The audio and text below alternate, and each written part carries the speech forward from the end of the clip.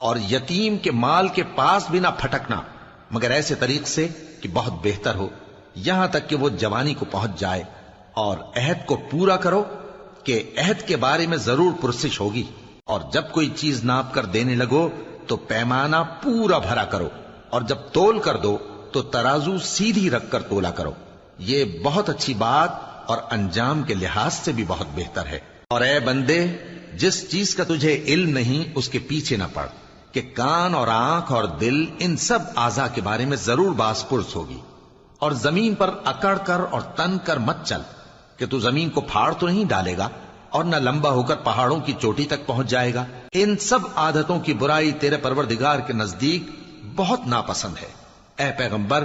یہ ان ہدایتوں میں سے ہیں جو اللہ نے حکمت کی باتیں تمہاری طرف وحی کی ہیں، اور اللہ کے ساتھ کوئی اور معبود نہ بنانا، کہ ایسا کرنے سے ملامت زدہ اور راندہ درگاہ بنا کر جہنم میں ڈال دیے جاؤ گے۔ مشرکو،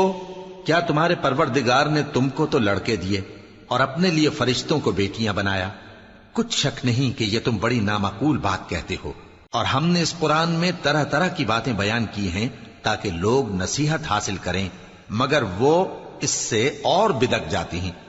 کہہ دو کہ اگر اللہ کے ساتھ اور معبود ہوتے جیسا کہ یہ کہتے ہیں تو وہ ضرور عرش والے کی طرف لڑنے بھیڑنے کے لیے رستہ نکالتے۔ وہ پاک ہے،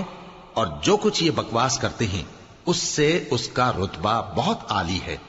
ساتوں آسمان اور زمین اور جو لوگ ان میں ہیں سب اسی کی تسبیح کرتے ہیں، اور مخلوقات میں سے کوئی چیز نہیں مگر اس کی تعریف کے ساتھ تسبیح کرتی ہے، لیکن تم ان کی تسبیح کو نہیں سمجھتے۔ بے شک وہ بردبار ہے،